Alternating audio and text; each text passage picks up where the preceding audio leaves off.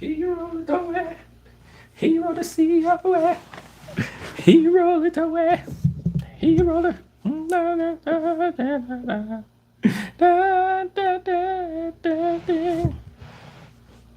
Rolling in it, roll, rolling in it, roll, rolling in it. Who's hiring? Never mind. I'm not. I'm not an electrician. I don't think you have the facilities for that, big man. Ladies and gentlemen, we're starting up right now. We're starting up right now. I didn't realize it was 9 o'clock. Damn, I didn't realize we started. Hopefully, we should be able to get mad people in here because let's be real. If there were games scheduled today, you all would be watching them just like me, and there would be games going on. I really want to start doing live streams on games, maybe like marquee matchups, so we could do live streams and I can like commentate over the games or something like that. I'm not sure how the hell I'd get past the broadcasting part like that, but maybe you guys could watch it or you watch my live stream to it. I don't know. Y'all let me know what y'all think about that. Come on in, come on in. Come join the live, man. Come chop it up with me, man. If you are in here, come chop it up with me, man. We're just shooting the shit basically with this WNBA season. We're gonna get into a bunch of stuff. Things that I kind of left off or I kind of touched on the last live stream. If you were able to view, it only had like 5 viewers, so probably most of you weren't. I don't think a lot of you were up. It was like 1:40 in the morning yesterday or today that I live streamed. But I did say that this was going to be like the second part or the follow up live stream to that late night live stream that we had yesterday. So if you were in that, to the 5 people that were in that, fa to the 5 people that were in that, I appreciate the hell out of y'all. That was actually pretty fun. I'm not gonna lie. I like having anyone. I like having whoever joins the live stream, man. It's always lit. You know, I appreciate people taking time out of their day or whatever the hell you guys were doing up past midnight. I appreciate you all taking the time to come hang out with me, chop it up a little bit, shoot the dumbest WNBA takes out here.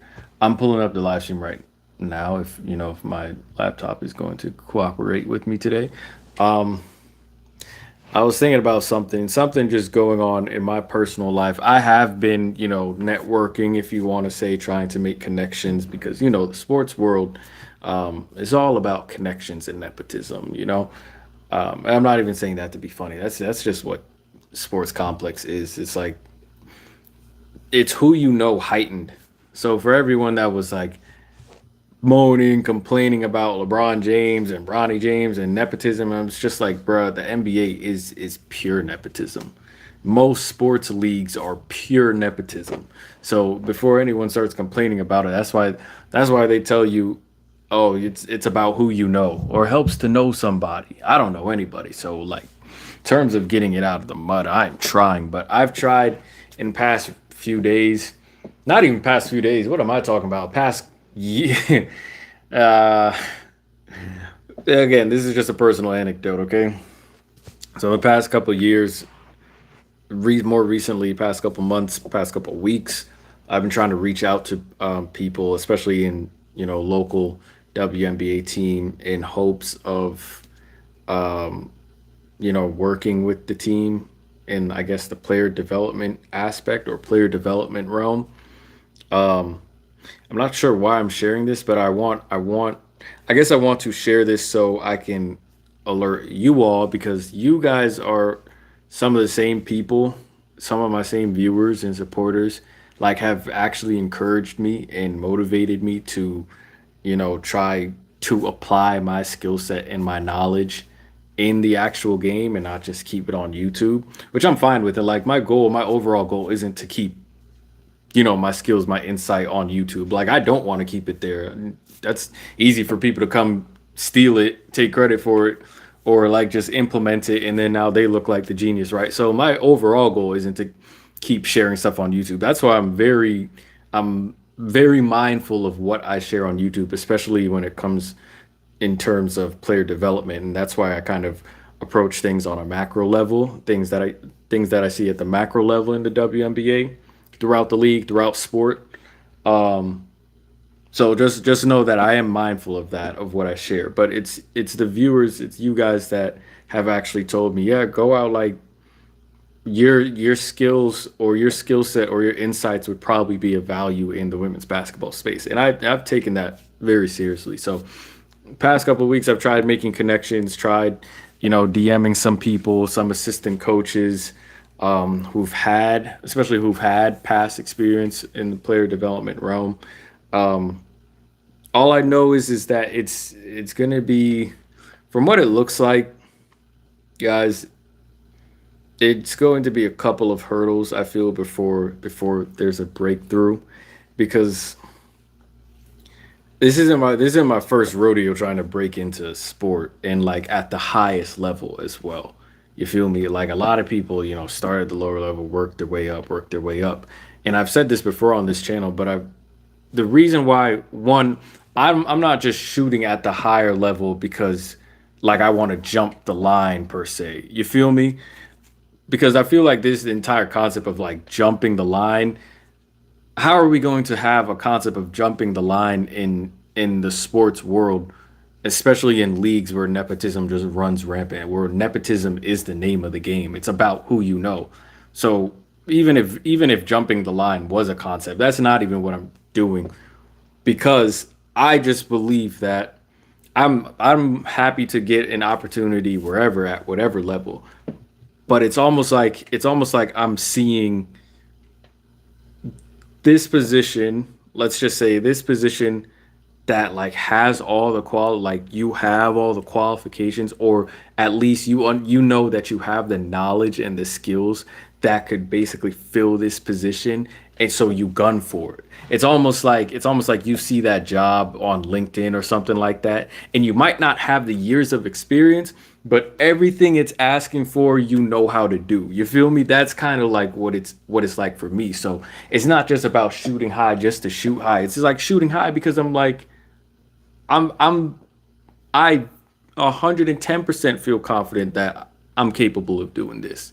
You feel me? So it's that. I'm not saying I know everything. I'm not saying I'm bringing in the most experience, but it's like I'm highly confident that I can do this, or at the very least succeed in this or exceed expectations.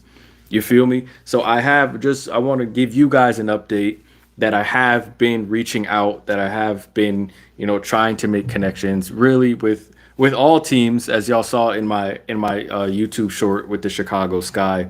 Um, I'm trying to find ways to blend, the content that I put out, and also, my pitch for just trying to find volunteer or job opportunities, helping one of these teams, developing, helping players, because that's one of my passions, if you will. So I'm trying to blend it in a way where it's like you guys get the content as much as the insight in the game, because I always also try to make the content to where, let's say one of the players is watching it, it's not a post, or it's not a video where they'd feel ashamed. It's a video where they'd be like, oh, I can learn something from this. So I keep a lot of things in mind as I put out content on this YouTube channel. As I stream, as I make YouTube shorts, I do try to stay mindful of like this entertainment purposes, garnering view purposes, and also getting across the message of how players can be better, if you will. And that's what I want them or anyone to take away from my content. But hopefully I can get an opportunity out of that first. What's up, Alchemist? Shouts out everyone in the chat. I saw we were like running live at like 11 people, and they probably just came in here and thought I was just ranting. But no, I'm not ranting. I just wanted to get that out of the way real quick. I wanted to give everyone an update on what I was doing. In terms of my portfolio, I have one player that I can say that, I worked with, not too heavy on the collab, but I was able to at least develop a scout for her, a scouting report, an internal and external scouting report for her, and I'm not sure how much that paid off, but she did give me feedback. She did say that it was helpful, and she did end up making the roster spot for the season. She was a rookie. I'm not going to disclose her name yet because I just don't want that out there, especially without asking her. But yeah, I did actually this season get to work with a player, develop and send out a scouting plan for her, and she actually ended up making the team. And she did say the scout was pretty helpful. So yes, there is that in terms of my portfolio, but my portfolio is really just it's this, man. It's the channel, it's the YouTube, it's the live streams. On my Instagram page as well. I do drop some informative videos on my Instagram page, Hendrix Hoop, which is the same as my YouTube channel. So I do that as well. I see that my stream's buffering, so let me make sure that my camera's still good. Okay. Hopefully it's just my laptop doing that and the camera's still good. All right. So that's out the way. That's basically what I've been up to. Just trying, man. I feel like I'm going to run into a lot of hurdles because let me just say this, knowing that it's a nepotism type environment, right? A lot of people within sport, like especially a lot of people that work within sport, when they see other people trying to come up and trying to progress, a lot of the time they're not the type to extend the hand. They're the type to give you the go around. Like talk to this person, talk to the next person, talk to this person. You feel me? Oh, what are you interested in doing? And then they just leave it at that. They'll ask you what you're interested in doing and have no interest in trying to help you progress. So there's a lot of that. I already sense that and I already know that. There's a lot of that in sports because millions, if not hundreds of thousands of people want to work in sports leagues. They want to work in professional leagues, right? I'm not the only one trying to vie for it, but I noticed that a lot of people in those who are lucky enough to get those positions where they can work in sports and have a job lined up every year, they're not necessarily, in my experience, they're not the ones necessarily to give a handout and say, yeah, come take my job. You feel me? Like I understand that too. Like don't get me wrong. No, I'm not gonna sit here and say like, oh, I understand. Like you're probably going to close the door on more competition. I can understand that. Don't get me wrong. But at the same time, it's like I feel like for me, it's like if you cared, I don't think I would be that person. If I saw someone that was like capable of improving this aspect, I'd be like, let's see if there's a way. In my mind, this is how I think of it. Let's see if there's a way where we can bring in your intellect or we can bring in your skills and knowledge to where the room doesn't become or feel overcrowded. Like, let's see if there's a way we can get to a strategy or a path where everybody can eat. You feel me? That's how I would look at things. I wouldn't look at things more so from, oh, now my job security is in jeopardy. Because if anything, if I saw someone that was bringing different skills and different knowledge and stuff like that, I'd want that person to eat too. But then I'd also say to myself, okay, this is how I gotta improve. This is how I have to be better. I gotta make myself more invaluable as well. So to me, it'd be like double motivation and also like double team chemistry, if you will.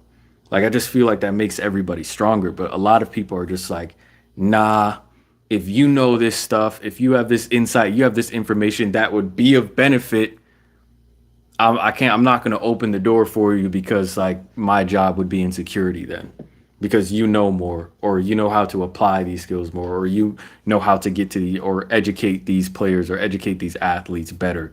You feel me? So they're going to keep the door closed. They're going to keep the door closed on the person that might bring more than what they're bringing. You feel me? And that's kind of the vibe it's kind of the vibe I get.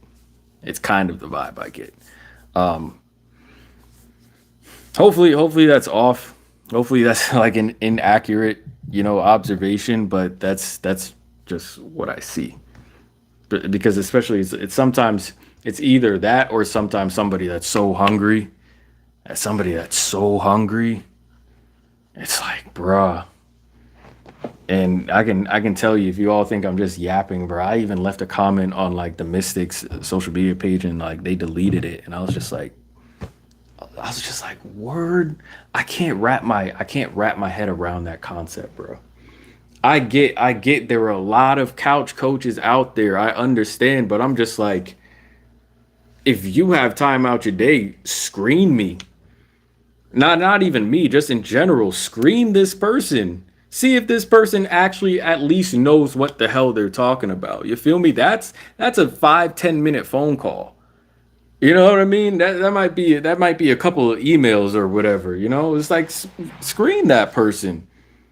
If you see that they're so eager to work, or like it's deeper than just a couple of social media comments, check that person out. Like take 5 minutes. That's I don't know. It's just so weird to me. It's like somebody who wants to help, and it's not. We're not talking no social media. I think I could beat a coach type comments and stuff like that. But it's just like, yo, I'm versed in this area. I don't care if it's paid or not. But like I'm versed in this area. I'd rather see the improvement and f the credit. I don't really care about the credit. I care about the success of the players. Somebody who wants to help, and you're just like, nah, stay over there. That's weird to me, man.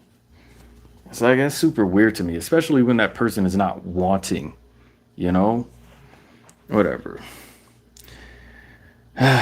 So let's move on to the actual let's talk actual W now. But that's a little life update in terms of me actually trying to, you know, you know, push the game forward, move the game forward, if you will. Cause I love my mystics. I just want to help. I just want to help. I'm like the kid in the freaking movies, in the Hollywood movies. It's just like I was just trying to help. But the thing is, I know what I'm talking about too. You feel me? I'm not claiming I'm an expert or nothing. Well, in certain aspects, I'd say I'll put my knowledge up against anyone. I will. Don't get me wrong. We're not lacking confidence, and that confidence isn't coming from arrogance. That confidence is coming from education, information. I pay attention, bro. Like I pay attention. Damn near know how every player in the league shoots. Like I pay attention.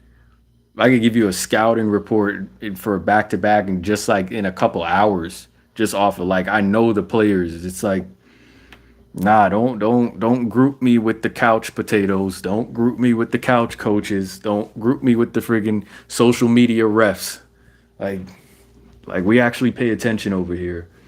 Anyway, shouts out Alchemist. Good to see you in the chat again. W is a very closely knit environment, both in terms of the journalism and training. Yeah, I mean that's just how sports works. Like you see a lot of people in the NBA work in the WNBA. You see a lot of WNBA working in the NBA. You see a lot of them work in the G League. It damn near is kind of like interchanging. Like you saw, what was the head coach of the Atlanta Dream, Tanisha Wright? She's an assistant coach on the Chicago Sky right now. You feel me? So it's all push. It's like all push and pull, in sports, in the sports environment, especially in like the basketball environment. But anyway, um, let's go ahead and kick off this live. What the hell? Let's go ahead and kick off this live stream. I'm not so sure if we're going to follow up on what the helly the the things that we talked about on last live stream were, other than the Dallas Wings messing around before a game. I think they got low key got their priorities messed up. That's just me. Paige Becker's dropping 35 in a career high. So talk. Let's talk about this. Talk to me for a second, because even though Paige has been hooping, you're not going to hear me say Paige hasn't been hooping. Been out for a couple games dealing with the concussion protocol, injury, whatever. Paige comes back and drops 35. Something tells me, like, I feel like Paige could be a 20-point scorer. But when I would watch some of the games Paige would play in, it seems like she was kind of reluctant to shoot the three.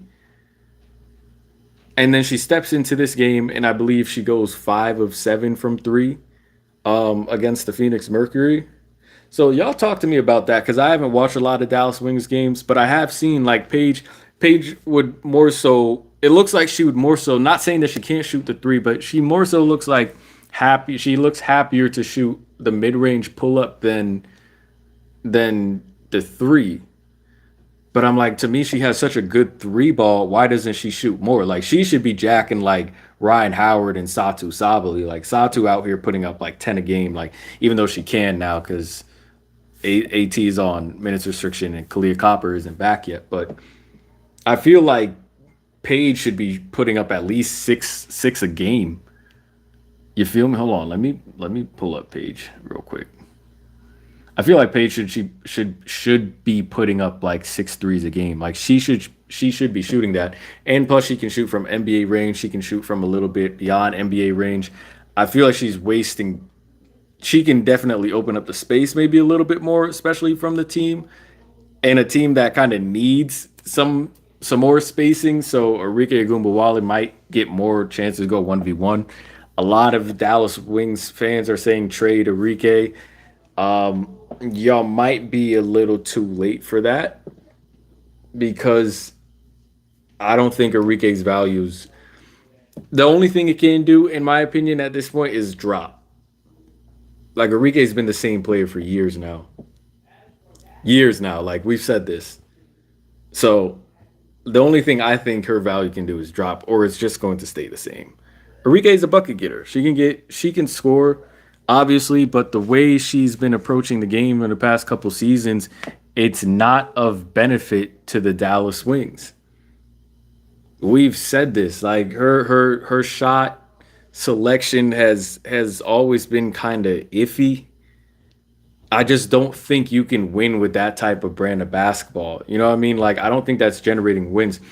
When she's on, when she's on, it's hard to stop. Like if you could get an Arike Agumbawale that's on with a Paige Beckers just playing decently, you might have something. But Arike is too sketchy, man.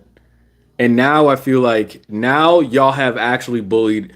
Here, let's get into this. Y'all have actually bullied Arike Agumbawale into like trying to become a different player or pass first player, bro.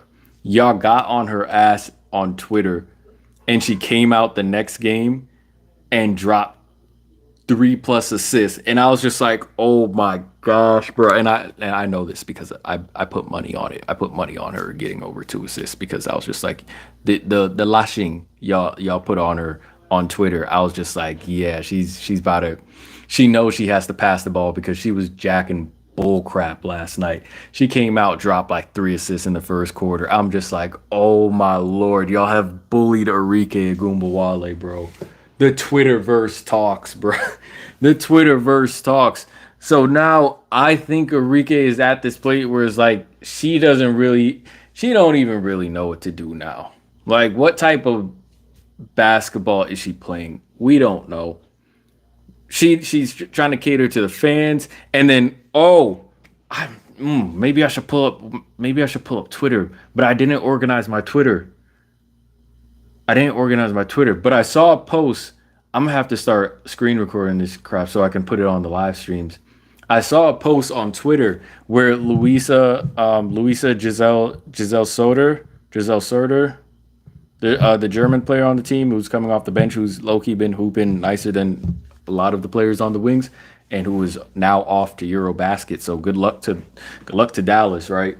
She was saying that there was a post on Twitter where she was doing her interview with Paige, and the quote said something like, Louisa is a good thing. It's something like this. They were joking, but they said something like, "There's a good thing Louisa going over to Eurobasket because she'd be exposing all the team's problems," or something like that. And Louisa said something along the lines of, "The Dallas Wings, like they had a game plan, but as the game went on, they didn't stick to it." So everyone was kind of like reposting that and retweeting it at like, yo, so the Dallas Wings really out there just running around. You feel me? And Paige Becker's over here dropping 35 with no help. And I find it crazy that, you know what I'm saying, Dejanay Carrington, Melissa Smith on live and whatnot And even Paige is like, yo, go to bed. We got a game tomorrow on, what was it, IG Live, I think? And she's telling them, yo, go to bed. We got a game tomorrow. Enrique Gumawala is like, yo, go to bed. We got a game tomorrow. And Dejanay character come out dropping 10 points. And Enrique come out dropping 10 points. Hold on. And Nalissa Smith, what did Nalissa Smith do? Hold on, let me check because I'm about to pull up the box score. And the only one that came out to hoop on a team that's 1-10 was Paige Beckers, who dropped a career high. And maybe if she had some help from her said teammates, said vets, they probably would have won the game. But now, fast forward to when the game's over, Satu Sabally, she got a sharp mouth. Satu is just Satu. You know what we're gonna call Satu? We're gonna call Satu a beautiful crash out. She shot Satu a shooting star. Satu's just a shooting star, bro. She's just like, oh wow, wow, and then it's just like, oh no, shit, that's a meteor. I Wait, let me do that again. Hold on. Let me do that again. It's just like, wow, it's a shooting star. Make a wish. I, oh, hell no. Oh, no, that's a meteor.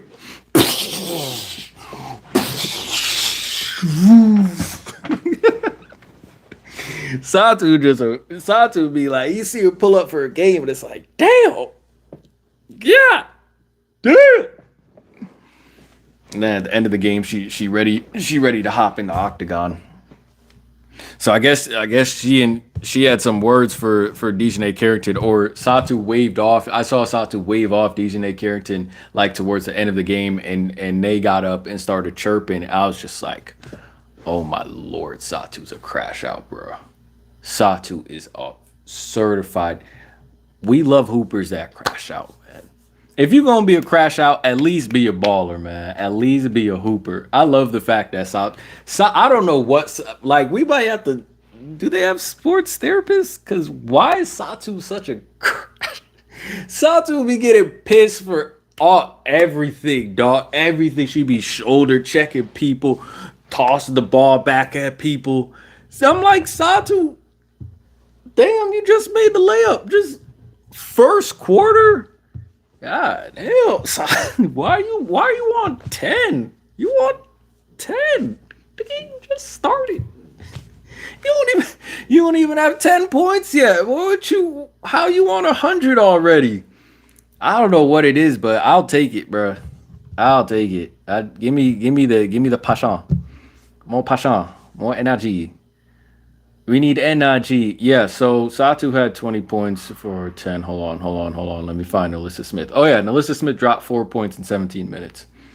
So when Paige was trying to be team mom and tell everyone, like, go to sleep, or we're probably going to get cooked tomorrow, she got a combined 34 points from her other 4 starters while she dropped 35.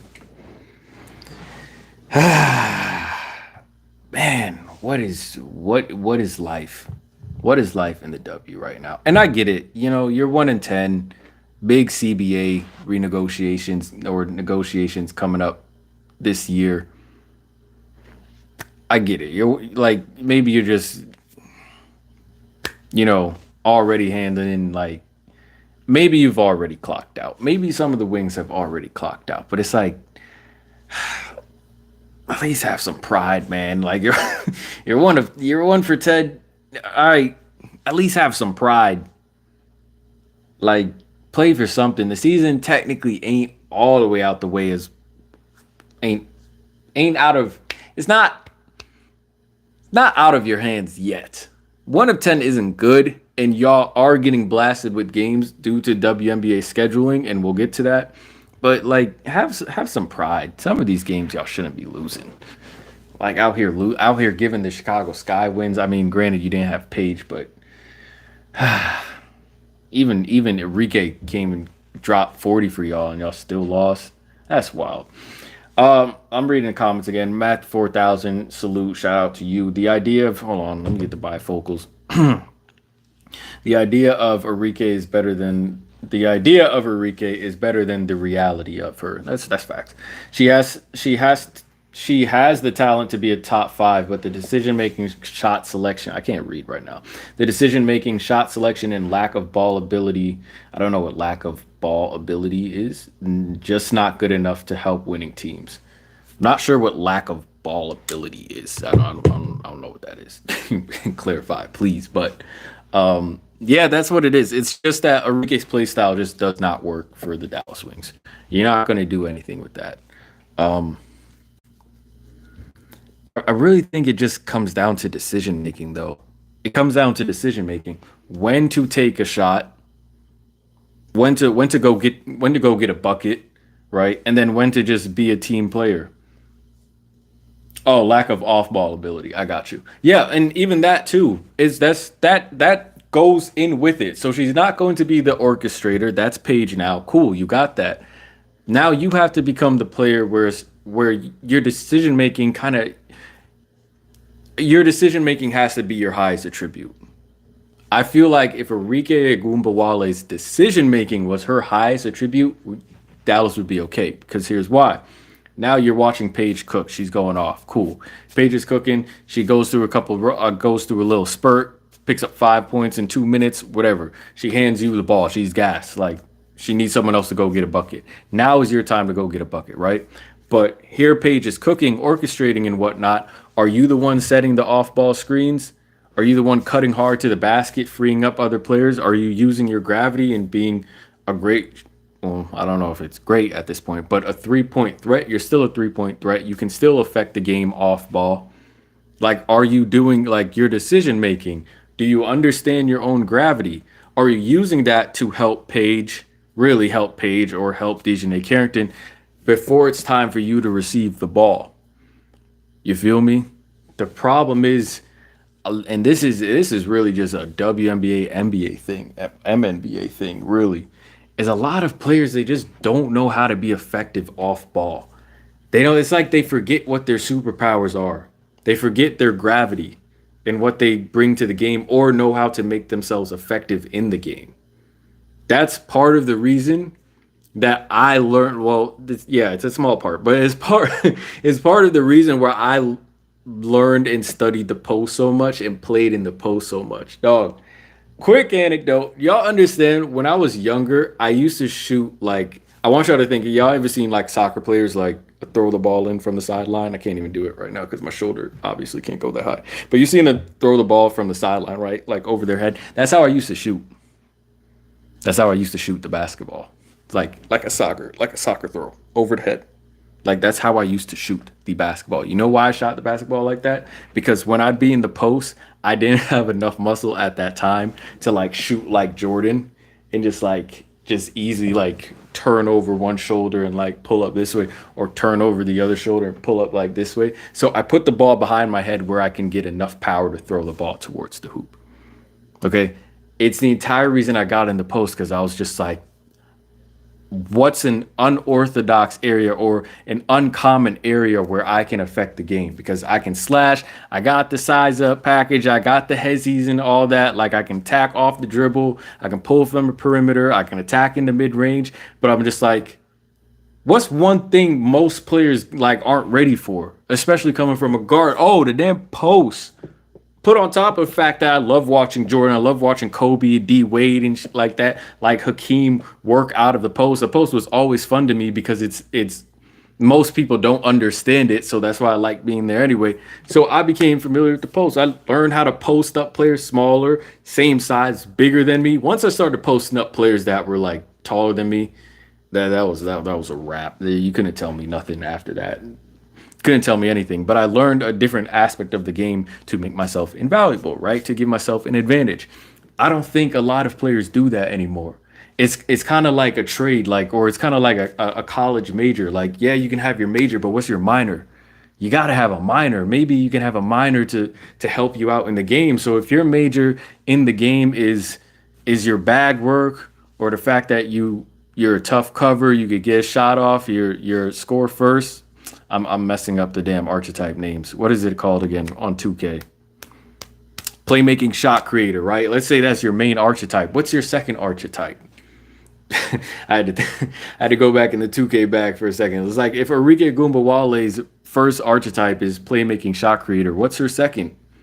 What's her second? Inside out scorer? What's her second? Paint beast? I don't like whatever it is. What is your second archetype? How can you affect the game in another way? I don't think Arike Gumbawale has figured that out yet. You feel me? So now she really doesn't know how to play. You see what I'm saying? Not that she doesn't know how to play basketball, she just doesn't know how to play in this current environment. I don't think Dallas is going to be cooking, but I did think Dallas was not. I didn't think Dallas was going to be this bad. I didn't think a lot of teams would be this bad, but let's go ahead and go to the standings real quick.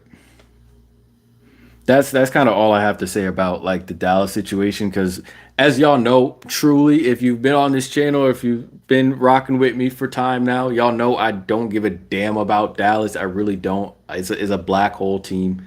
Like I just don't. I've never cared about Dallas. All my rooks did not go to Dallas, and that makes me happy. So I really don't. I really couldn't care less about Dallas, but just Paige wasn't even supposed to be there, but the W so damn ghost. A so damn ghost that they sent Paige there on a live drawing on TV. You don't see the NBA do that shit once. You ain't see the NBA do that shit once. Live drawing. If the NBA did a live drawing, Wemby probably wouldn't have gone to the Spurs. They could have sent Paige to LA and whatever, man. I promise I'm not trying to talk on the same things over and over again. We can go ahead and move. Let's go ahead and move on the topics as I pull up the standings. No games today. And as we're talking about the Dallas Wings being 1-10, whose smart idea was it to try and pimp out Paige Beckers? This always happens. Y'all tried pimping out Caitlin Clark last season. These these leagues, man. Oh my lord, if it ain't about the money. Remember when Zion got drafted to the Pelicans and the Pelicans ended up with a Christmas game? Like I don't care. I don't care if it was LeBron and Zion. I still don't want to see the Pelicans on Christmas. Who you gonna put them up against? And then they put the Pelicans on a Christmas game, and Zion ended up being hurt, not even playing the damn Christmas game either. So now you put Paige Beckers, you overload the Dallas Wings schedule, so to the point where they're at 11 games when some teams haven't even played 9 yet, and Paige was hurt for like what 4 or 5 of those games. Like it's so stupid. You've already created a stupid ass schedule.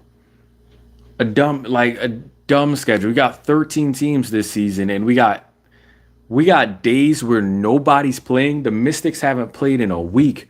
Week breaks. Bruh, AI could probably make a better schedule than this.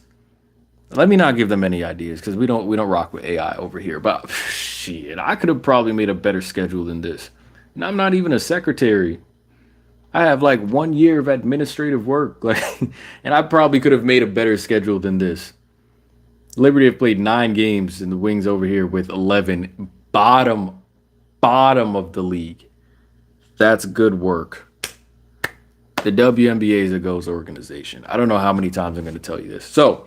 I'm just looking at the standings right now. My predictions for the season, if you guys remember, it was Fever, Liberty, Lynx, Aces, Storm. 5 was Storm, Dream, Chicago, Dallas Wings, and then everybody else after that. That's actually what my standings are. So the current standings right now is New York Liberty, Minnesota Lynx, Atlanta Dream, Phoenix Mercury, Seattle Storm, Las Vegas Aces, Indiana Fever, Golden State Valkyries. I put out a tweet a couple of weeks ago when I said if you lose to the Valkyries, your organization needs to be studied. So let's see. The Mystics, Sparks, the Aces. Who else have the Valkyries beaten? Did they beat Dallas? Did they even play Dallas? I forget who the fourth team is, but all y'all need to be studied. Even though my Mystics are doing great, Liberty doing great, all y'all like not the Liberty, but even though the Mystics are doing great, everyone else needs to be studied. We can talk about the Las Vegas Aces struggles, but y'all know what it is. I already said it to y'all multiple times. They should have been secured a big. This isn't rocket science. Shouldn't have been rocket science for the Lakers or the Las Vegas Aces. You needed a big. You needed a five. That's your problem. I give a damn what Jewel Lloyd is doing. We've talked about this, so I'm not going to waste time on it. Um, let me read the comments real quick before I get into like season recaps for get into season. Y'all wilding in the comments. I can see what is going on. What is going on in the chat? Chat. What is going on? You mean jacking up 20-foot contested twos with a full shot clock is bad? I mean, no, it's a good shot. It's a good shot. The WNBA brought to you by Anthropic. Put some respect on Veronica Burton's name. Come on now. Okay, hold on. All right, Veronica Burton.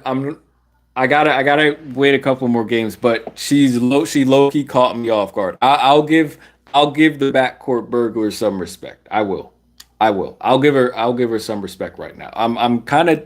You have to understand too. I'm really tentative about the respect and props I give so far because you know what ends up happening. I hype a player, dog. I hype a player, and they play like shit for the rest of the year. So give me some space because I saw trust me, I seen Veronica Burton work, and I saw Veronica Burton. She used to only have that wrap around the back move to the hoop. I saw who'd Veronica snatch? She snatched somebody. She said snatch, tween snatch to the right into the three. I said, hold on, VP adding shit to her book bag. It's a book bag right now. It ain't Telfar. It ain't Telfar. It's a book bag right now. But I saw tween snatch pull up three. I was just like, okay. V Burton look a little different. She looks a little different, but I'm not. Again, I'm on a complete disrespect run of the Valks. If you lose to the Valks, your organization needs to be studied. Like, yes, they're decent players, but I'm like, bro, the Aces just let Kayla Thornton put a 20-point double-double on their head top and got followed up with a 30-piece by Rakea Jackson. Before we go back to the standings, let's go ahead and roll into that. What are we doing? What are we doing? Here we go. Here we go. WNBA media again. I'm seeing everything about Paige dropping 35, second player. I mean, shouts out PB. You know what I'm saying? Shouts out P5. Second player in league history to drop 35 points on 5+ threes. I'm surprised Kelsey Plum hasn't done that yet. But so shouts out P5. But I promise y'all have seen more about P5's 35-point game than Rakea Jackson's 30 ball against the Aces, where everybody was getting worked. Everybody was getting worked and everybody was getting that work.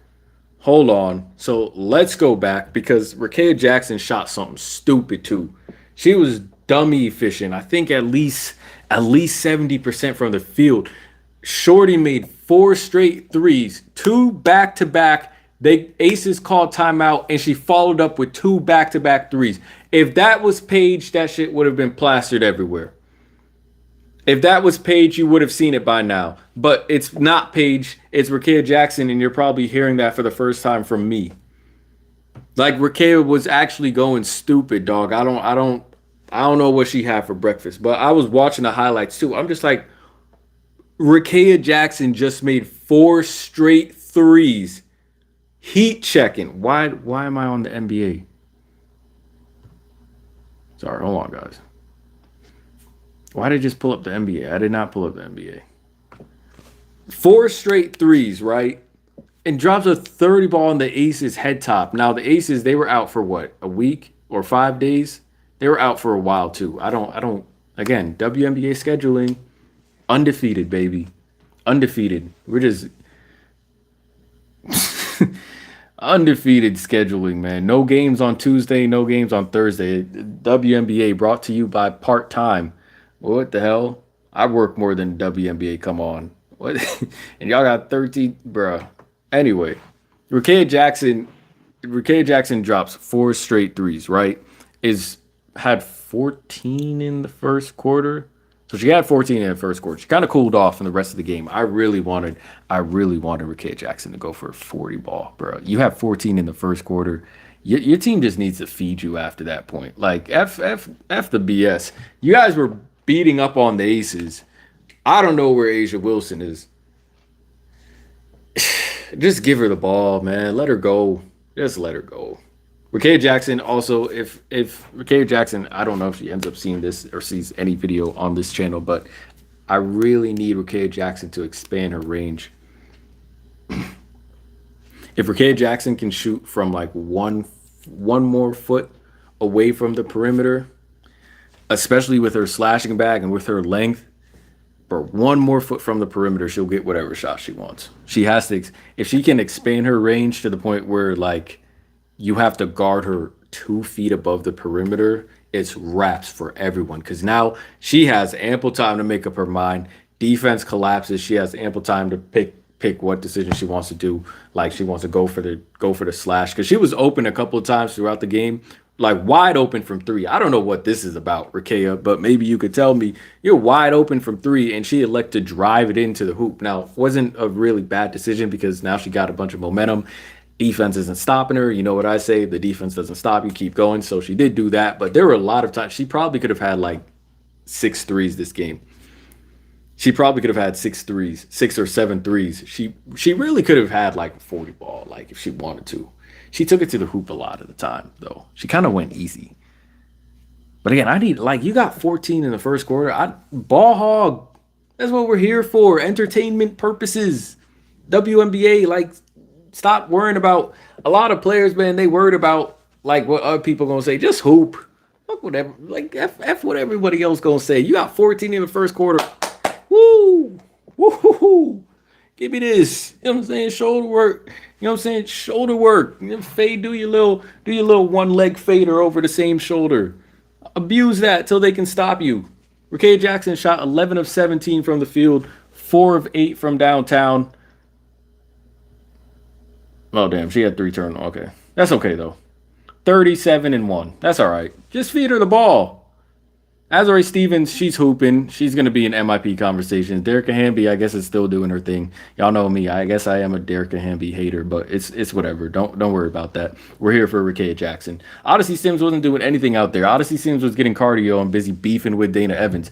Give the ball to Rickea Jackson. Let her get 11 of 17. Just give her the ball, bruh. That pissed me off. But here she goes piecing up the Las Vegas Aces. And I'm pretty sure if she had 35, you probably still would have heard more about Paige than Rickea. But yes, just letting y'all know, Rickea did go stupid last night. Or was it last night? Yeah, she did go stupid last night. She dropped 30 on the Aces. Aces, you know, they're clipped. They're still starting Kia Stokes. It's damn near like Chicago still starting Kia Nurse. You guys aren't serious. You're not serious. You're not serious. Like it's crazy that we've gotten to a point in the WNBA, and I promise you, I'm going back to the standings right now. But y'all know my laptop. But it's crazy. It's crazy how, and we talked about this on last live stream, the late live stream, where I brought up, it's damn near the fans that are taking this game and taking this league more seriously than some of the same people in this league. Like, we need to talk about that. Fans are damn near taking this game and actually giving better instruction and coaching in this game than people in the league. And I'm not even bullshitting. That's just what it is. Like, I've seen more coaching coming from the same couch coaches than people in the league. That's real. That's actually very real. I'm reading the comments again. Yo, please put hot takes. Please put any comments in the W. Ask me questions, whatever y'all want, man. Put it in the chat. Put it in the chat. We're chopping it up today. We're just is a live stream, is a common live stream. Put all hot takes in the chat. Whatever y'all want, questions, comments. I don't care how outlandish it is. Put it in the chat. But I wanna see like what y'all think because this season I said last live stream I said this season has been a whole like a bunch of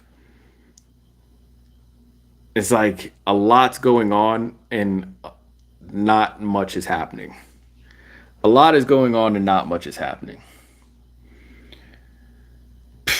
Valks have looked pretty good, honestly, a lot better than I thought they'd be. Kate Martin legacy game. I low key got a thing for Kate Martin.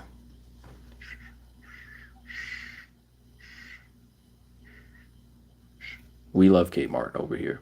You know the Aces are missing the hell out of Kate Martin. They're missing the hell out of Kate Martin. Wait, hold on. Asia, Chelsea, Jackie. Did Kelsey Plum get picked up before or after the expansion draft? Or did she leave before or after the expansion draft? Asia, Chelsea, Jackie, Kelsey. Who the hell did the Aces protect? Kia? And Alicia left. They're missing Alicia too. Hold on, Alicia left. They were able to protect six. So why didn't they protect Kate Martin again? All I can think of is they protected their starting five.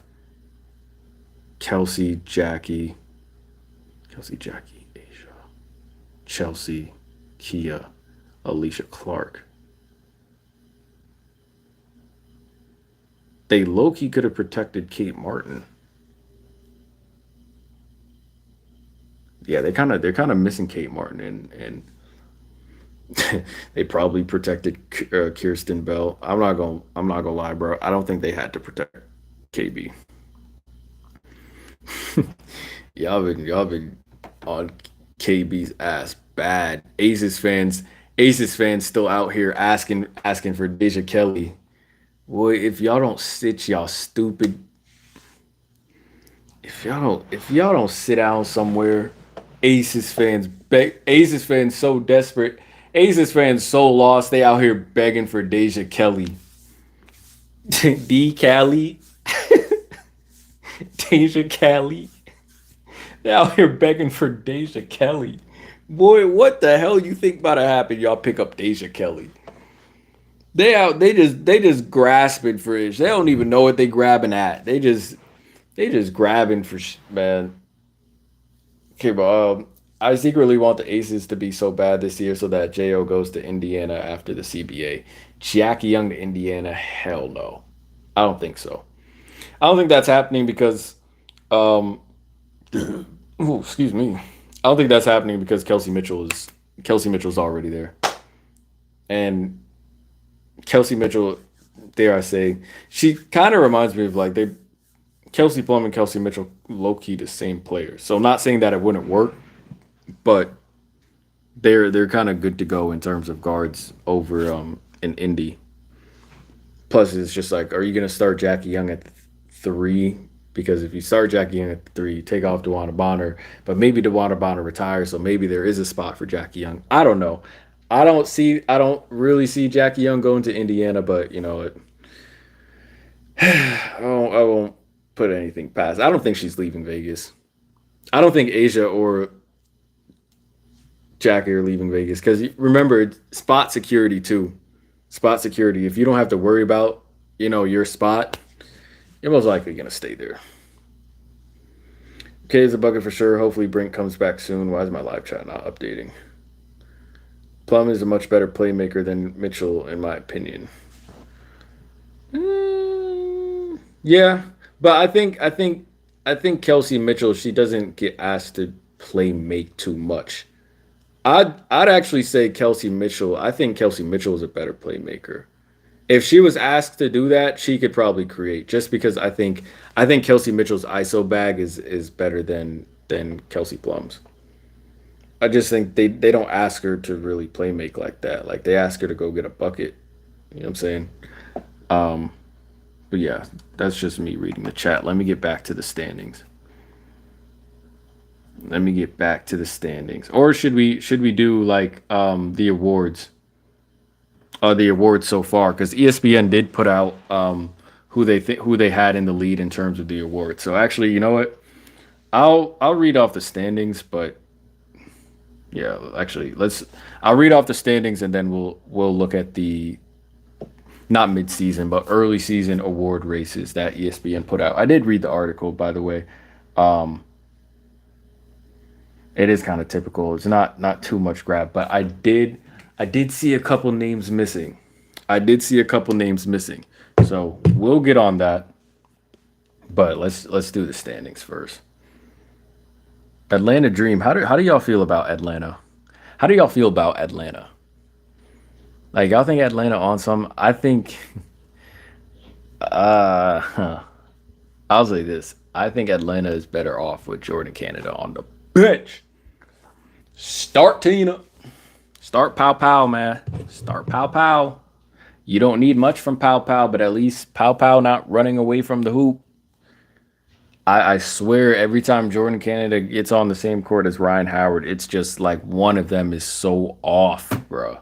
It just doesn't work. I think I'd rather see Ryan Howard taking 11 threes, being the two main scorers with Alicia Gray, Ryan, and just leave Tahina Pow Pow to bring the ball up and knock down a couple open threes if when you're open. I don't with Jordan Cannon on the floor, she's not doing much like because what is she, a shot creator? Is she a playmaker? She pass first? Nobody knows. Like nobody knows. I don't think Atlanta is like I don't think her services are best starting. Like to me, Tahina is like a better. You just need a stabilizing point guard, I think, for the Dream, especially in the Smesco system. You just need a stabilizing point guard. That's it. You just need a guard that don't do too much. That is Tahina Pow Pow. So let Tahina Pow Pow start. Alicia, Ryan, Brianna, BG sometimes take all the shots. Give your guards all the shots they want. Also give Tahina Pow Pow the green light. Just give her a green light, but like not don't give her the ultra beam. Like we don't need Tahina Pow Pow running down the floor jacking threes unless she hot like that. But yeah, just let her give her the green light so that she knows like if this defender sags off, you know what I'm saying, your swag's off. But just give Ryan, Alicia, Brianna, and BG all the shots and let Tahina just be the stabilizing point guard. I feel like when you introduce Jordan Canada, am I a Jordan Canada hater? No. But does she annoy me when she runs to the basket and doesn't even look to shoot, even though she's wide ass open? Yes. So just keep JC on the bench and let Tahina Pow Pow bring the ball up and snipe a three whenever she has to. You feel me? Let Ryan Howard continuously jack 12 threes a game and ruin my parlay. Just let her do it. It was working. Sort of. Y'all 6-3. I feel like, damn, I felt like y'all had more wins than that. Shouts out my Mystics for winning the first game of the season. Anyway, the standings as of currently: New York Liberty 9-0, Minnesota Lynx 9-1 in second place, Atlanta Dream in third at 6-3, Phoenix Mercury at 7-4. I just don't know how Phoenix is up here, but ease of schedule maybe. Ease of schedule maybe, but they have 7 wins, bro. They keep winning.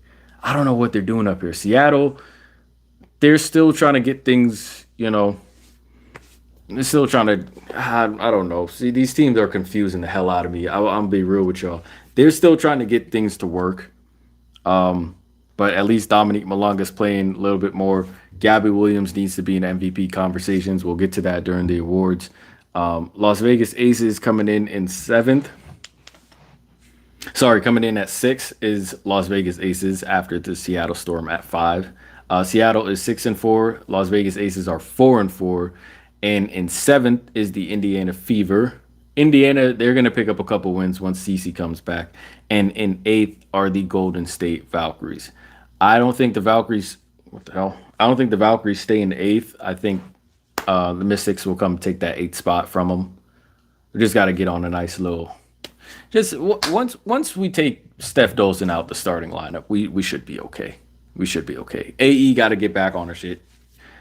Aaliyah Edwards and Shakira Austin are the keys to the Mystics taking off. So once Steph Dolson isn't in the starting lineup, expect the Mystics to take that 8th spot from the Golden State Valkyries. If Kate Martin wants to keep playing like Michael Jordan, then we might be missing the playoffs. But that's okay. After the Mystics, Los Angeles Sparks at 4-7, Chicago Sky at 2-6, Connecticut Sun at 2-7, and the Dallas Wings at 1-10. That bottom rank stinks. At dumpster juice at the bottom rank. Really, every team after the Washington Mystics, y'all don't have to be worried about. That probably will be the Golden State Valkyries unless they're actually find a way to play team ball and succeed. But yeah, every team under the Mystics, y'all don't have to be worried about. Sparks, Sky, Sun, Dallas. We probably might not talk about them for the rest of the season. So, so that's basically the standings. Let's go ahead and get in. I'll go ahead and pull up the what was it? Early season awards.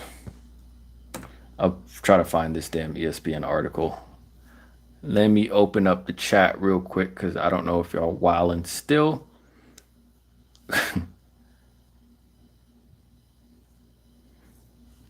Matter of fact, let me see. In terms of my awards, I saw, I did see that ESPN had Natasha Cloud leading for Defensive Player of the Year. I was wondering if they're giving Natasha Cloud props, because obviously, let's see, this is tough. We're going to have to do a comparison here. Because Tasha Cloud and Gabby Williams, I would like to see a basketball reference comparison between them, or maybe a her hoop stats comparison, because I want to know who's having a bigger defensive impact. Now, they did give some numbers for T Cloud and what she's doing right now. Like she's spearheading the Liberty's defense, and that's great. In terms of Liberty and our tough games, we haven't really played too many tough games yet, other than Indy. Valks tried to make it close one time. That wasn't happening. But other than Indy, the crazy thing is we're now going to be without Leonie Febish. Problem. That's a problem. No Leo. JJ's still recovering from her ankle injury. And I feel like just the way JJ's athleticism is set up, like this actually might be a couple more games she's out. So the crown now falls on Miss German Chocolate herself, Satu Sabally. She's going to have to carry, and now we're about to play the Indiana Fever with the returning Caitlin Clark with no JJ and no Leonie Febish. I swear, if we lose to the Fever for our first loss, that's gonna that actually might piss me off, bro. Even though it's probably gonna be the only loss in June, that shit's gonna. We gotta find a way to win that game. Like Tosh, you gotta go like 3 or 4 from 3. Anytime Tasha makes like more than 2 threes in a game, we're good, because that's not what her skill set brings. You feel me? So if Tasha wants to knock down 2 threes in a game, my confidence will shoot through the roof, dog. But I just gotta see the Fever, like with Cece coming back. She comes back like Paige Beckers, we're in trouble, bro. Because Cece's bound to have a big game. She's bound to have a big game, especially being away from basketball for so long. You know she's gonna come out just. I'm saying she's gonna come out sniping shit. You feel me? Anyway, let me read the chat. I got the awards pulled up. As you all know, front runner for MVP is Nafisa Collier. That's not changing anytime soon. They did lose to the Seattle Storm last night, but Erica Wheeler did want to drop 20 points and 9 rebounds or 9 assists, I believe. Almost dropped a double-double on the Lynx's head top. Lynx almost got back into the game. Damn near could have been in a much better position to win the game if Alana Smith would just use her left hand on point-blank layups. WNBA players, don't make me go off on another tangent, dog. WNBA players. I've been watching y'all for religiously now. I've been watching y'all since 2019, okay? I've already discussed on this channel. I did a whole video on this channel of why the game seems so different from women's basketball to men's basketball. And I explained why, because there are more gaps in women's basketball development just throughout life than men's basketball, okay? I got all that. I understand the skill gap. Okay, I understand the lack of skills in the game. But you know what? You know what really isn't talked about enough? And you know what the real problem is, and why the game isn't quote unquote so entertaining? You know why? It's because of the processing. It's the processing. Meaning, you guys can have a lack, like you guys could have lack of skills, right? You can have a lack of skills. You might not have the tween cross or the hezzy pulls and stuff like that. All right, cool. That's fine, right? Not all players are going to be flashy, whatever. You might have the lack of skills. But you know what? You know what y'all really lack. You know what you really lacks in the WNBA is the processing, is the reading and adapting to situations in game, live moments like split second decision making. Processing lacks from WNBA players. A lot of you guys try to shoot layups off of 2 feet, where if you would just go off of one, you would be able to make the layup. A lot of y'all on your layup attempts be throwing the ball or just leaving the ball up at the hoop instead of guiding the ball. Finger roll, backspin, forward spin. Not this. This, right? Processing, guys. Processing. Processing is the lack of processing is the problem. You can run a game with not a bunch of skills and not a bunch of flash. That's fine. But the fact that y'all will drive and not be able to tell that help side is collapsing, meaning I'm going to have an open pass to my dunker spot, problem that I have a 1v1 fast break, Haley Van Lith, and I decide to just dribble the ball back out and wait for the entire defense to recover down the court. And now we got to play 5v5. When I could have just taken the 1v1 fast break, swept through, you know what I'm saying, did some, get a floater off or something, or just challenge the 1v1 player. Guys, processing. That's the problem. No skills, no problem. No flash, no problem. No processing, problem. That's the problem, y'all. WNBA players, y'all gotta get into more live situation drills in practice, and that maybe this shit will stop. Like, I don't know what y'all doing in practice, but I don't think there are enough live drill simulations happening in practice, because the processing is just subpar. The processing is subpar. You don't have to be flashy. You don't have to have a bunch of skills to make the right pass. You feel me? Like, just the eyesight, court awareness, situational awareness, game clock awareness. The processing is the problem. Y'all should be doing nothing but live drills. And that goes for the entire WNBA. I'm not just singling out one player. Okay, let's go ahead and get into the MVP awards. Let me go ahead and sync this live stream real quick, because I don't like how this live stream is lagging behind. I think my desktop is like 2 minutes behind. So let me, boom. Okay, that's closer to live. I don't want it to be exactly live, but it's closer to live. Anyway, 67 minutes on live stream. Anyway, we're gonna end this after we go through these MVP awards. ESPN front runner for MVP is Nafisa Collier of the Minnesota Lynx. We're gonna fast forward through that because Asia Wilson ain't showing up. JJ's hurt. Cece's not there. I do think that let's look at the runner-ups though, because I think they put the runner-ups. Oh, they put top challenger. Wait, where are the runner-ups? Where are the runner-ups? They put top challenger as Asia Wilson. Maybe if Asia can get back on her shit, but I thought they put runner-ups on this. Okay, maybe not. Again, now that we're here, I do think Gabby Williams needs to be talked about in terms of MVP. She's probably going to be in MIP conversations, but Gabby Williams is damn near holding the Seattle Storm together. And I think some MVP talks need to be slid her way. She's putting up great numbers, shooting great efficiency. I think she's 40 40 40 40 80 right now, or 40 40. Yeah, 40 40 80 right now. And she's like averaging 2 steals a game. What is it, 12, like 12 6 and 3 or something like that. 12 6 3 and 2. And she's doing it on 40 40 80. She's not going to get a lot of clout and a lot of spotlight because Gabby's just she's such a good person. She's a great teammate.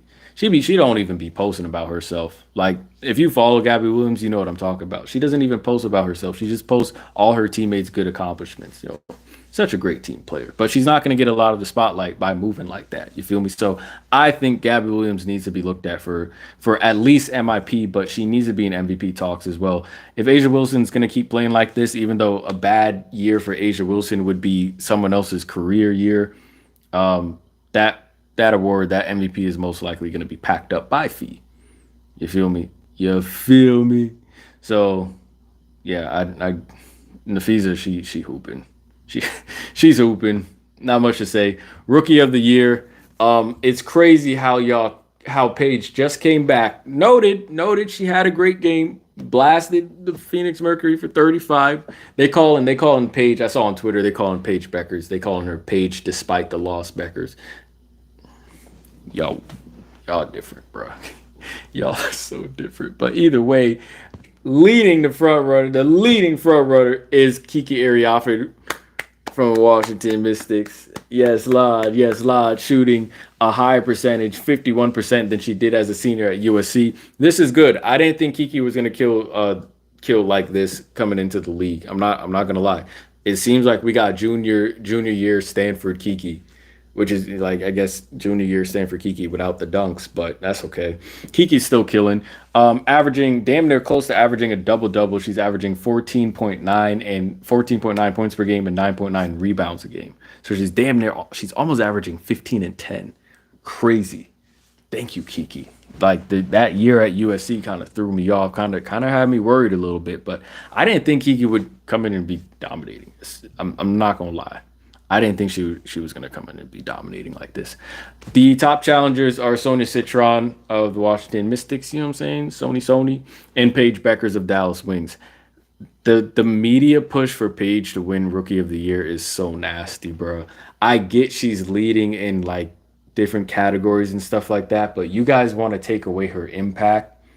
You guys want to take away Kiki Ariafin and Sonia Citron's impact so badly just to give it to Paige.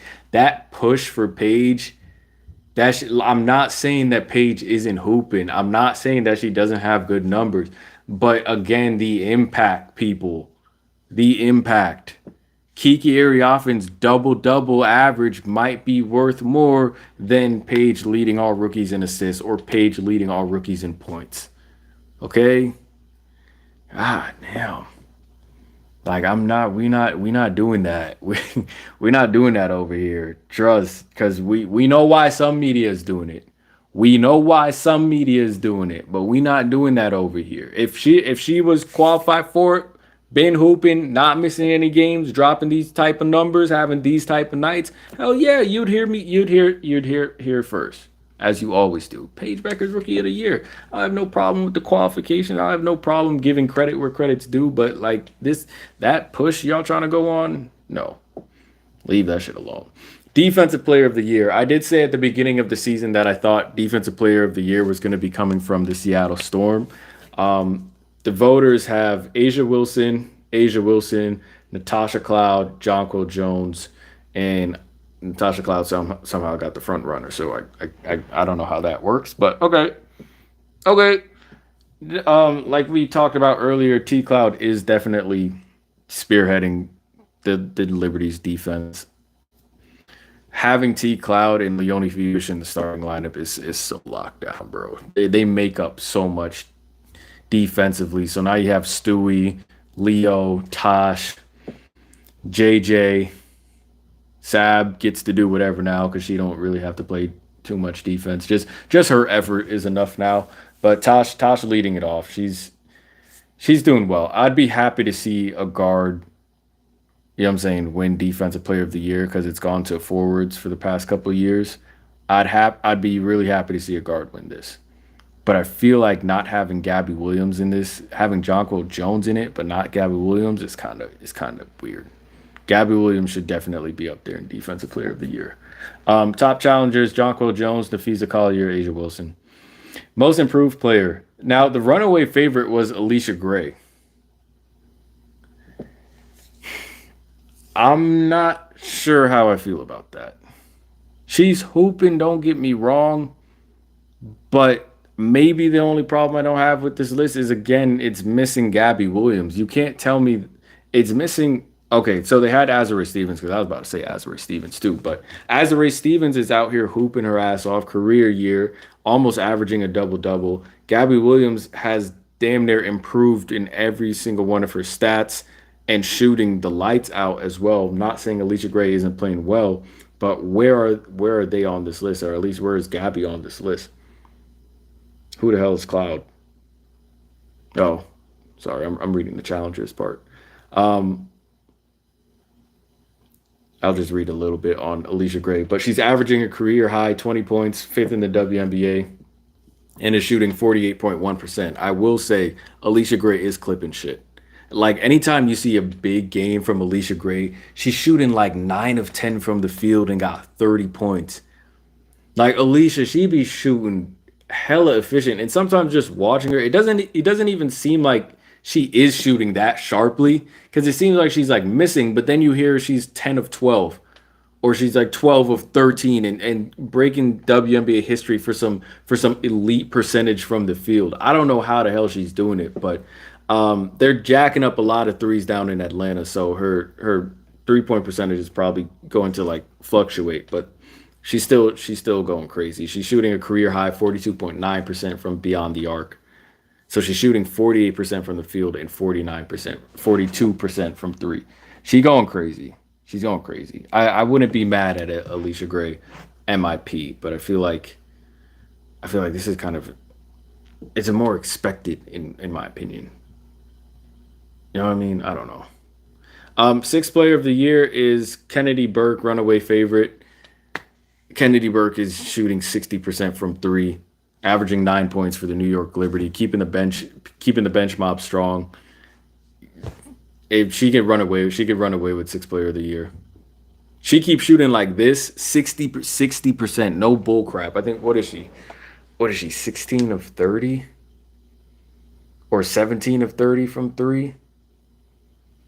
Minimum 25 attempts is crazy, but 63% from threes is I'll give you the award myself. I don't know how that would happen, but 60% from three is crazy. So you have the 3-point presence still strong. You have the defense uplifted by Tasha Cloud. Listen, my libs are in good shape. They're in good shape. This might be the first valid championship we win this year.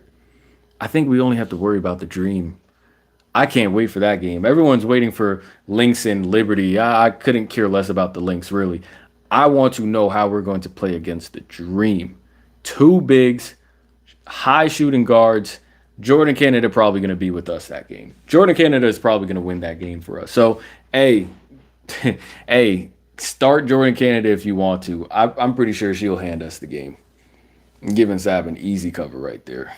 I'm pretty sure she'll hand us the game. Not gonna lie.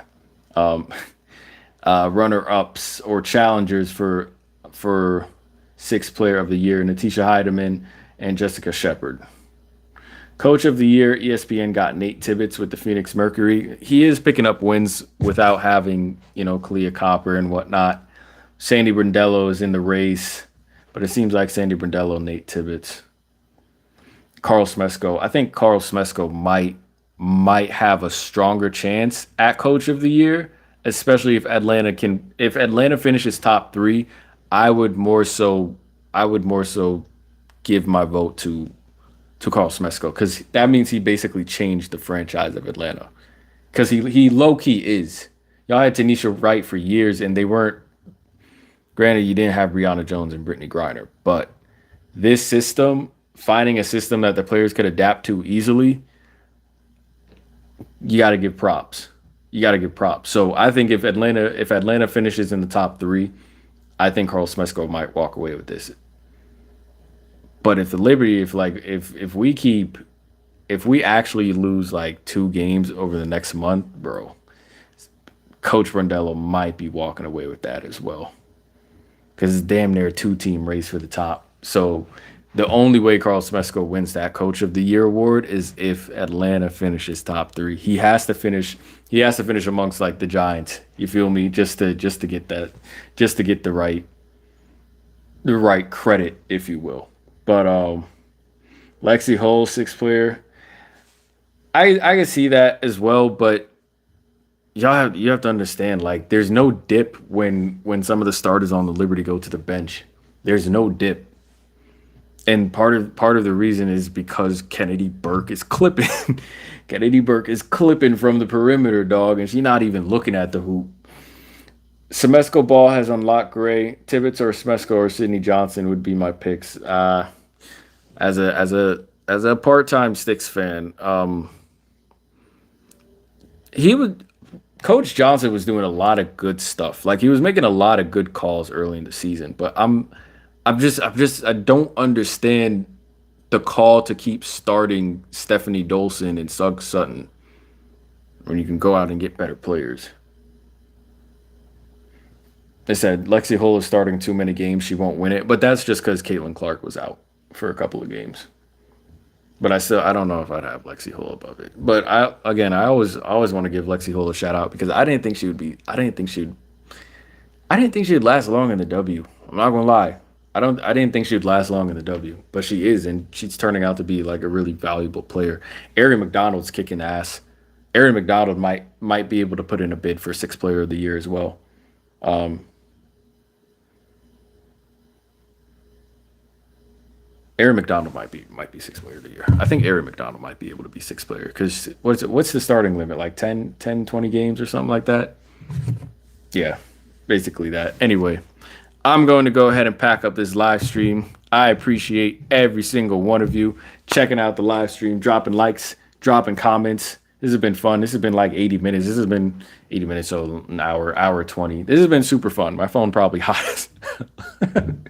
My phone probably about to blow up. But okay, let me not say that. But either way, I appreciate you all. This has been super fun. Thank you for coming to chop it up with me. You know what I'm saying? WNBA. Let me make sure I didn't miss any comments. Okay, no, I didn't miss any comments. Thank you guys for hearing my rants, hearing my vents, hearing me talk about the game. Again, it's been a season where it's like so much is happening and nothing's happening at the same time. You feel me? It's been one of those seasons, but hopefully this team picks up, man. Because I guess with it looking like a 2 team race, things aren't as entertaining throughout the season, but we're having our moments. You feel me? But that's gonna do it for this live stream. Again, I appreciate you all. Take care. I'll probably see you guys probably this weekend or Friday, maybe a little post game coverage Friday. But until then, I will see you guys when I see you guys. Take care. Stay safe. Stay blessed. Peace.